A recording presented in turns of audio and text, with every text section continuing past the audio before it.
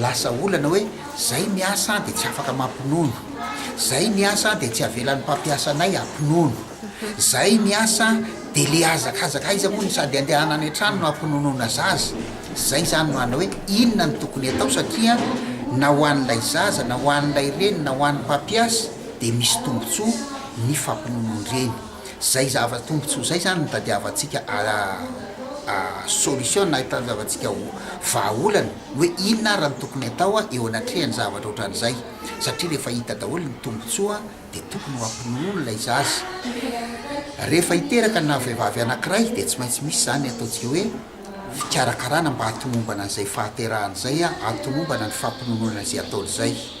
Rehefa ampinono koa le reny de tsy maintsy resy lahatra koa izy ny hoe ampinono aty satria nahoana misy tombontsoa anjanako, misy tombontsoa anahy io, misy tombontsoa an'ny firenena io satria no avin'ity zaza ty no aniny. Ka rehefa resy lahatra ohatran'izay izy de mandeha ho azy ny manaraka satria raha vohatra izy ka tsy resy lahatra de lasa olana daholo ny zavatra rehetra. Eo ihany koa lay mpampiasa azy satria ohatra fotsiny tomany eo tokotany mpiasanao le zaza de sorena lay patron, ndao anao hoe solona fa be deabe ny vehivavy tokony azo asolo anao de lasa ohatrany hoe matahotra le vehivavy zany de hoe tsy hoetiko any ny zanako satria mety zay ny ampiala amin'ny asako. Ohatran'izay ihany koa ny zavatra misy le vehivavy rehefa mieritreritra minona le zanany eny an-trano mandeha ho azy io nonony io. Rehefa le reny koa mieritreritra hoe ay minona zay zanako de mandotso azy ny nonony.